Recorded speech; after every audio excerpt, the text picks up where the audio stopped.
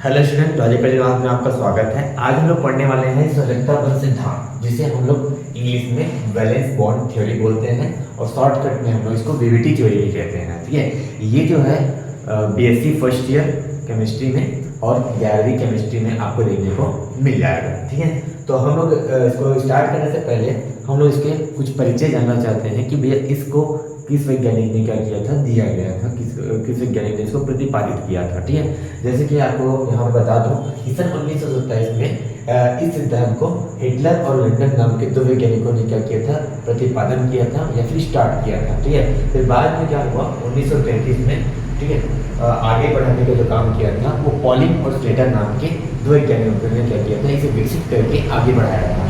ठीक है, इसमें जो पॉलिंग नाम का जो वैज्ञानिक है वो बहुत ही इंपॉर्टेंट साइंटिस्ट है। उन्होंने क्या किया था, आगे जा करके इसको इसी कमियों को दूर करने के लिए संकरण का सिद्धांत भी दिया था। ठीक है, तो ये जो सिद्धांत है वेविटी सिद्धांत, ये किस लिए आया था मैं आपको सबसे पहले से बता देता हूँ। ये जो सिद्धांत है, जब अतिव्यापन की घटना होती है, अतिव्यापन की घटना जब होती है तो इलेक्ट्रॉनों की सेजारी होती है। ठीक है, इलेक्ट्रॉनों की सेजारी होने की वजह से क्या होता है, बंध का निर्माण होता है। उस बंध का नाम है सहसंयोजी बंध। ठीक है, और तो इस सहसंयोजी बंध की जानकारी देने, साथ ही साथ अतिव्यापन किस प्रकार से होता है उनके बीच में जानकारी देने के लिए यह सिद्धांत जो है आया था। ठीक है, अतिव्यापन की घटना समझाने के साथ साथ यह दो परमाणुओं के बीच में सहसंयोजी बंधों द्वारा सहसंयोजी यौगिकों का निर्माण होने की क्रिया को भी क्या करता है, समझाता है। ठीक है, तो इसके हम लोग मुख्य बिंदु को देख लेते हैं, फिर अभिगृहित बोल सकते हो, और यहाँ पे पॉइंट वाइज मैंने लिख दिया है।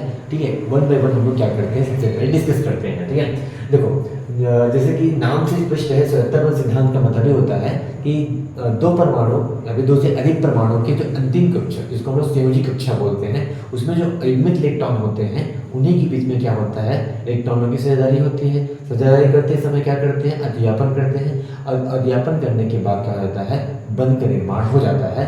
इसलिए इसको हम लोग सजगता बल सिद्धांत कहते हैं। इसलिए सबसे पहला जो पॉइंट है यही है कि जब दो परमाणु आपस में सहसंयोजी बंधों का निर्माण करने के लिए अपने अंतिम कक्षा यानी कि संयोजी कक्षा के उपस्थित संयोजी इलेक्ट्रॉन का क्या करते हैं, साझेदारी करते हैं, तो ये आपका पहला बिंदु हो जाता है। ठीक है, जिसमें क्या बताया मैंने आप लोगों को, दो परमाणु जब आपस में सहसंयोजी बंध का निर्माण करते हैं तो अपने संयोजी कक्षा में उपस्थित इलेक्ट्रॉनों की क्या करते हैं, साझेदारी करते हैं। ठीक है, दूसरी बात, ठीक है, जैसे कि आप इस दूसरे बात को समझना चाहते हो तो आप इसमें एग्जाम्पल देखो।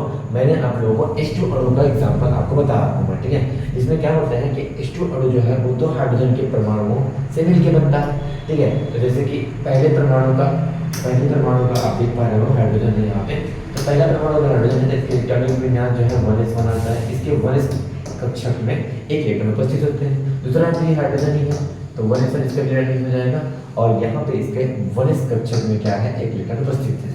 क्योंकि आप देख पा रहे होंगे कि ये जो कक्षक जो है इसमें अयुग्मित इलेक्ट्रॉन उपस्थित है, और ये जो कक्षक के इलेक्ट्रॉन है ये संयोजी कक्षा के इलेक्ट्रॉन है, अंतिम कक्षा के इलेक्ट्रॉन है। ठीक है, जिसको हम संयोजी इलेक्ट्रॉन भी कहते हैं। ठीक है, अब ये इलेक्ट्रॉन की कक्षक जब आपस में मिलते हैं, जब ये इलेक्ट्रॉन के कक्षक आपस में मिलते हैं तो क्या होता है कि ये जो दूसरा परमाणु है उसका जो चक्रण है वो विपरीत हो जाता है। यानी ऐसा भी कह सकते हो, जब आपस में अध्यापन करते हैं, इस प्रकार से अध्यापन करते हैं तो अध्यापन करते समय क्या करते हैं, अपने चक्रण को विपरीत कर लेते हैं। जिससे जब बंध का निर्माण होता है तो जो बंधित इलेक्ट्रॉन होते हैं उनके चक्रण क्या होने चाहिए, विपरीत होने चाहिए। ठीक है, जैसे कि आप चित्र के माध्यम से भी समझ पा रहे होंगे, जब दो या अधिक परमाणु कक्षक आपस में क्या करते हैं, अध्यापन करते हैं तो इलेक्ट्रॉनों की साझेदारी करते समय अपने इलेक्ट्रॉन के चक्रण क्या हो जाते हैं, विपरीत कर लेते हैं। तो इस प्रकार से क्या होता है, सहसंयोजी बंध का निर्माण होता है और अध्यापन की क्रिया भी यहीं पे हो जाती है। ठीक है, तो इस प्रकार से आपने दूसरे पॉइंट में ये समझा कि जब दो परमाणु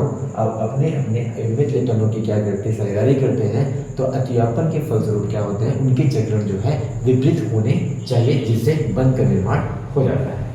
तीसरी जो बात है कि किसी भी परमाणु में जब अध्यापन होता है कक्षकों में तो क्या होता है कि अध्यापन की मात्रा जितनी ज़्यादा होगी, जैसे कि अगर मैं बताऊँ आपको पीपी अध्यापन जो होता है, अक्षीय अध्यापन जो होता है वो सबसे ज़्यादा मात्रा में होता है। जैसे आपको यहाँ पर दिखाई दे रहा होगा पीएक्स अध्यापन जो होता है सबसे अधिक प्रबलता के साथ होता है, अतः इसमें प्रबल बल का निर्माण होता है। और जिसमें भी प्रबल मात्रा में यदि अध्यापन की मात्रा जिसमें ज़्यादा होती है और उसमें बल की प्रबलता भी उतनी ही ज़्यादा होती है। तो मैंने यहाँ पे क्रम लिख दिया है, जैसे सिग्मा बल का निर्माण जो है वो 3 कंडीशन में बनता है, एसिड अध्यापन, एसपी अध्यापन और पीपी अध्यापन में होता है। ये तीनों अध्यापन अच्छी अध्यापन है। इसमें क्या होता है, सिग्मा बंध का निर्माण होता है और सिग्मा बंध जो है वो पाई बंध से प्रबल बंध होता है। ठीक है, जैसे कि और दो कंडीशन में पाई बंध बनता है, पीरियड पीरियड अध्यापन, पीरियड पीरियड अध्यापन। अगर कक्षक में पीरियड पीरियड कक्षक उपस्थित हो, पीरियड पीरियड कक्षक उपस्थित हो, तो जब उनमें अध्यापन होते हैं दो परमाणुओं के कक्षकों में, तो यहाँ पे पाई बंध बनता है और पाई बंध जो है अपेक्षाकृत दुर्बल होता है। इसका कारण ये है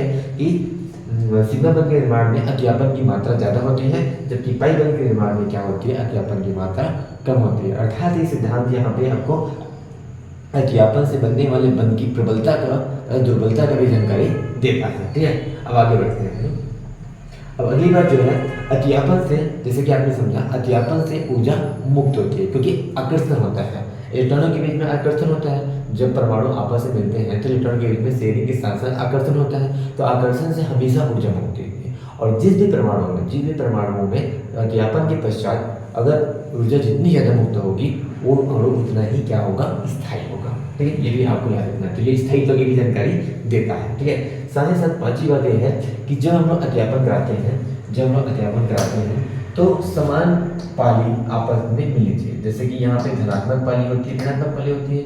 अगला पी कक्षक अगर मैं लेता हूँ तो इसका भी धनात्मक पाली ऋणात्मक पाली आपस में क्या होना चाहिए, अध्यापित हो जाना चाहिए, यानी कुछ इस प्रकार का ये धनात्मक पाली तो इस प्रकार का अध्यापन होना चाहिए। ऐसा करके ये अध्यापन धनात्मक धनात्मक पालियों के बीच में अध्यापन होना चाहिए, ऋणात्मक पालियों के अध्यापन होना चाहिए। ऐसे करके ये सीधा मतलब, यानी ऐसे कह सकते हो कि समान पाली या समान आवेश युक्त कक्षक आपस में संयोग करके क्या करते हैं, अध्यापन करते हैं।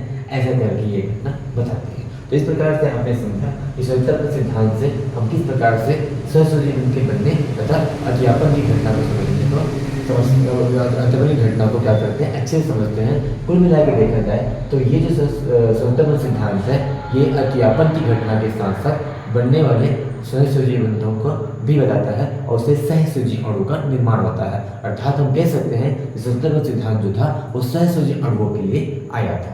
ठीक है, तो आज के वीडियो में हम लोग इतना देखेंगे। अगले वीडियो में हम लोग क्या करेंगे, इस सिद्धांत में कुछ कमी रह जाएगी, इसको अगले वीडियो में मैं डिस्कस कर दूंगा। उसके बाद क्या करेंगे, नेक्स्ट सिद्धांत को हम लोग पढ़ने जाएंगे। तो आज के लिए बस इतना ही। धन्यवाद।